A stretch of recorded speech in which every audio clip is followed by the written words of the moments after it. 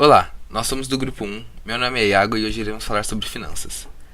Este vídeo foi baseado em um livro, Princípios da Administração Financeira, focando principalmente o primeiro capítulo, cujo nome é O Papel e o Ambiente da Administração Financeira. Livro escrito por Lawrence J. Gitman.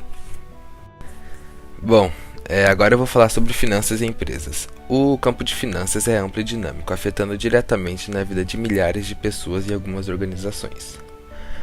Primeiro, o que são finanças? Finanças é a arte e a ciência de administrar o dinheiro, principalmente em relação a empresas, organizações e governos. É basicamente como eles gastam, ganham e investem o dinheiro. Segundo, principais áreas e oportunidades de carreira em finanças. Temos duas principais, serviços financeiros e administração financeira. Serviços financeiros, primeiramente, é a parte das finanças que é responsável pela distribuição de serviços de assessoria e produtos financeiros a pessoas físicas, empresas e governos. E temos como principais áreas de atuação instituições bancárias, assessoria financeira pessoal, investimentos, imóveis e seguros. Segundo, é a administração financeira. É o conjunto de atribuições do administrador financeiro. E o que o administrador financeiro faz? Ele é responsável por gerenciar os assuntos financeiros de qualquer tipo de organização, sendo ela financeira ou não, pequena ou grande, privada ou pública, com ou sem fins lucrativos. E eles realizam várias tarefas, tais como planejamento, concessão de créditos a clientes e avaliação de propostas. Terceira, formas jurídicas de organização de empresas. 3 tipos mais comuns: firma individual, partnerships e sociedade por ações. Firma individual, primeiramente, é a empresa que pertence a apenas uma pessoa. Elas correspondem a cerca de 75% das empresas norte-americanas. Firmas individuais são geralmente pequenos negócios e se encontram mais nos setores de atacado, varejo, serviços e construção civil, e têm uma responsabilidade ilimitada. Segundo, as partnerships, sociedade de pessoas, é uma empresa com fins lucrativos contendo 2 ou mais pessoas. Elas correspondem a apenas 10% de todas as empresas norte-americanas. As partnerships estão mais presentes nos ramos imobiliários, financeiros e de seguros. Elas são baseadas num contrato social, que é usado como forma de formalizar a relação entre os participantes. E por último, mas não menos importante, temos a sociedade por ações, conhecidas também como sociedades anônimas. Temos 2 tipos, a de capital aberto, que disponibilizam suas ações para ser negociadas na bolsa, e a de capital fechado, que não disponibiliza suas ações, porém contém com um grupo seleto e restrito de acionistas. As sociedades anônimas têm poderes de uma pessoa, podendo mover suas ações judiciais e ser acionada judicialmente para poder participar de contratos e adquirir bens em seu nome. Apenas 15% das empresas norte-americanas assumem essa forma e respondem por quase 90% da receita das empresas e por 80% de seus lucros líquidos. E podemos nos perguntar, quem são os proprietários dessas empresas? São os acionistas, cuja propriedade ou capital é evidenciada em ações ordinárias ou preferenciais. E como eles são remunerados? São remunerados através dos dividendos. E como podemos observar nessa imagem, temos os 3 tipos de organização e seus pontos fortes e fracos. Vale ressaltar também o Conselho de Administração, que é um grupo eleito pelos acionistas, que é responsável pela definição de metas, planos estratégicos, política geral, pela condução de negócios, por contratar e demitir, por remunerar e monitorar os diretores e executivos. E nesta terceira imagem temos a estrutura de uma sociedade por ação, de acionistas que elegem o conselho de administração, que é responsável por contratar um CEO, um presidente executivo, que é responsável pela gestão e administração da empresa no dia a dia e pela execução de políticas pré-estabelecidas. Em toda empresa, profissionais de diferentes áreas precisam interagir com o pessoal de finanças para que possam desempenhar suas tarefas e para que o setor possa fazer previsões e tomar decisões úteis. O porte e a importância da função de administração financeira irá depender do tamanho da empresa. Nas pequenas, a administração financeira é normalmente parte do departamento de contabilidade, evoluindo de forma natural para um departamento separado à medida que a empresa cresce e se torna de médio a grande porte. Este novo departamento é comandado pelo principal executivo financeiro, que se reporta ao presidente executivo. Abaixo do principal executivo financeiro e reportando-se a ele, tem-se o tesoureiro e o controller. O tesoureiro é o principal administrador financeiro, responsável pelas atividades relacionadas a capital, como o planejamento financeiro e a captação de fundos, além da tomada de decisões de investimento de capital, gestão de caixa, gestão de atividades creditícias, gestão de fundos de pensão e gestão de câmbio, tendo assim um foco mais externo. Já o controller possui um foco mais interno. Ele é o contador-chefe da empresa, sendo responsável pelas atividades contábeis, como contabilidade empresarial, gestão tributária, contabilidade financeira e contabilidade de custos. A administração financeira possui relação tanto com a economia quanto com a contabilidade. Sua relação com a economia é pelo fato da área das finanças estar diretamente relacionado à da teoria econômica, e por isso os administradores financeiros precisam compreendê-la para uma operação eficiente da empresa. Destaca-se o princípio econômico da análise marginal custo-benefício, no qual as decisões financeiras devem ser tomadas e as ações implementadas apenas quando os benefícios adicionais superarem os custos adicionais. Da mesma forma, as atividades de finanças e contabilidade estão intimamente relacionadas e sobrepostas. Porém, pode-se destacar duas diferenças básicas. O administrador financeiro dará ênfase nos fluxos de caixa e terá um foco maior na tomada de decisões. Com relação ao primeiro, o contabilista foca no desenvolvimento de dados para medir o desempenho da empresa, avaliar sua situação financeira, atender aos requisitos e apresentar os relatórios dos reguladores de títulos e registrar e pagar impostos. Eles utilizam a abordagem do regime de competência, no qual reconhecem as receitas no momento da venda e reconhecem as despesas no momento que são incorridas, independentemente do efetivo recebimento das receitas ou do pagamento das despesas. Porém, os dados contábeis por competências não descrevem com exatidão a situação da empresa. Com isso, o administrador financeiro irá enfatizar os fluxos de caixa, ou seja, as entradas e saídas de dinheiro. Ele planeja de forma que a empresa honre suas obrigações e se mantenha solvente. Esse regime de caixa reconhece as receitas e despesas apenas quando ocorrem as entradas e saídas efetivas de caixa. Porém, além da análise e do planejamento financeiro, os administradores financeiros possuem duas outras atividades principais, que são tomar decisões de investimento, que seriam os tipos dos ativos que a empresa detém, e tomar decisões com relação ao financiamento, que serão os tipos de financiamento por ela usados. O objetivo da empresa. Há quem acredite que esse é o único objetivo de uma organização. Dessa forma, o papel do administrador seria praticar atos que tendesse a uma grande contribuição para os lucros totais da empresa. Nesse exemplo, podemos observar que a venda do produto Y, ao longo do tempo, me geraria mais recursos.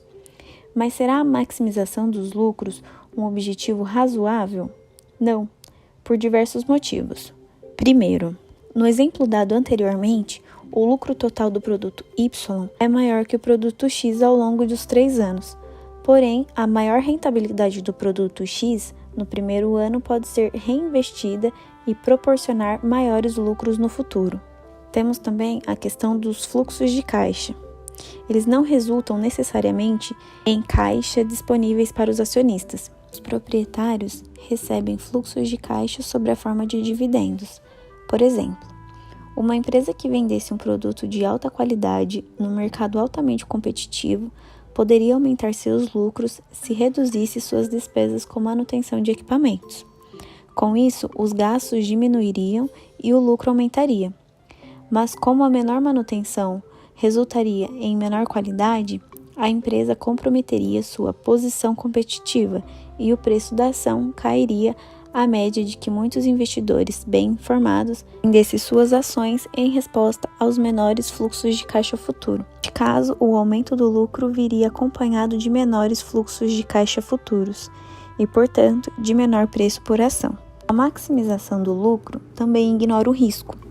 O fluxo de caixa e o risco afetam o preço da ação de diferentes maneiras. O maior fluxo de caixa costuma estar associado a um maior preço por ação.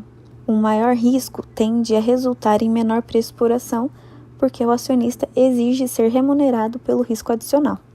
Por exemplo, se um presidente altamente bem-sucedido falecer inesperadamente e não houver um sucessor adequado, o preço da ação da empresa tenderá a cair de imediato. Isso se dá não por causa de qualquer redução do fluxo de caixa em curto prazo, mas como a redução ao aumento do risco do negócio. Existe a possibilidade de que a ausência de liderança em curto prazo resulte em redução dos fluxos de caixa futuro. Em suma, o maior risco reduz o preço da ação da empresa. Por não atender aos objetivos dos proprietários da empresa, a maximização do lucro não deve ser o objetivo principal do administrador financeiro. Maximização da riqueza dos acionistas. Diante de cada decisão ou atitude financeira possível no que concerne a seus efeitos sobre o preço da ação da empresa, os administradores financeiros devem solicitar somente aquelas que tendem a aumentar o preço da ação. Embora a maximização da riqueza dos acionistas seja o principal objetivo, muitas organizações ampliam seu foco para que contemple outros grupos de interesse, além dos acionistas. Essas partes interessadas, normalmente chamadas de stakeholders, compõem-se de funcionários, clientes, fornecedores, credores e outros que têm ligação econômica direta com o negócio. O enfoque das partes interessadas é tido como responsabilidade social da empresa. Governança corporativa. A figura representa uma estrutura típica de governança corporativa, em que os acionistas, os proprietários, elegem um conselho de administração, seus representantes, que por sua vez contratam executivos e gestores, administradores profissionais, para gerir a empresa de maneira condizente com as metas, os planos e as políticas estabelecidas e monitoradas pelo conselho de administração em nome dos acionistas. Normalmente, as políticas do conselho especificam práticas éticas e tratam de como proteger os interesses dos grupos envolvidos. Existem duas categorias de proprietários: os investidores individuais e os investidores institucionais. A partir dos anos 2000, vários órgãos reguladores descobriram e revelaram muitos casos de más práticas empresariais decorrentes de dois tipos de principais problemas. Primeiro, fraude em relatórios financeiros e outros comunicados ao público e, segundo, não divulgação de conflito de interesse entre as empresas e seus analistas, auditores, advogados e entre diretores executivos e acionistas. Em resposta a essas fraudes e conflitos de interesse, o Congresso dos Estados Unidos aprovou em julho de 2002 uma lei que tem por objetivo eliminar esses conflitos em relação à divulgação de dados pela empresa. Ela é popularmente conhecida como SOX. Bom, eu sou o Guilherme e eu vou falar sobre instituições e mercados financeiros. A instituição financeira é um intermediário que age como orientador das poupanças de indivíduos, empresas e órgãos governamentais. A maioria das instituições financeiras remuneram seus depositantes de forma direta ou indireta, através de juros sobre os depósitos ou prestações de serviços. Os principais clientes são divididos em três: pessoas físicas, que geram grande parte dos recursos das instituições financeiras através da poupança, além de depositarem recursos para as instituições, demandam delas sobre empréstimos, tornando-se assim ofertantes líquidos, já que poupam mais do que tomam emprestado. As empresas depositam grande parte dos seus recursos em instituições financeiras, porém, elas tomam mais dinheiro do que poupam, tornando-se assim demandantes financeiros. Já os órgãos governamentais deixam depósitos de fundos temporariamente ociosos. Não tomam recursos de forma direta, porém, ao venderem títulos de dívidas, acabam tomando empréstimos indiretos, sendo assim demandantes financeiros, mais conhecido como déficit fiscal. Mercados financeiros. Diferente das instituições financeiras, no mercado financeiro, ofertantes e demandantes negociam diretamente, sabendo a quem seus recursos serão emprestados ou onde serão investidos. Os dois principais mercados financeiros são o mercado monetário e o mercado de capitais. Mercado monetário.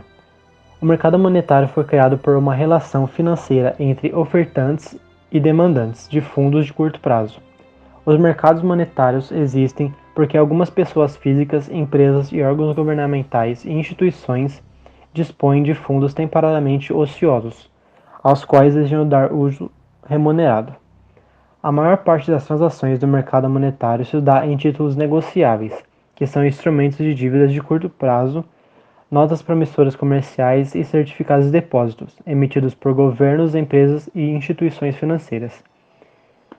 Já o mercado de capitais permite transações entre ofertantes e demandantes de fundos de longo prazo, como a emissão de títulos de empresas e órgãos governamentais. Ele é formado por dois mercados, mercado de corretagem e de distribuição, que oferecem um fórum para as transações. Essa foi a apresentação do nosso grupo. Obrigado por assistirem.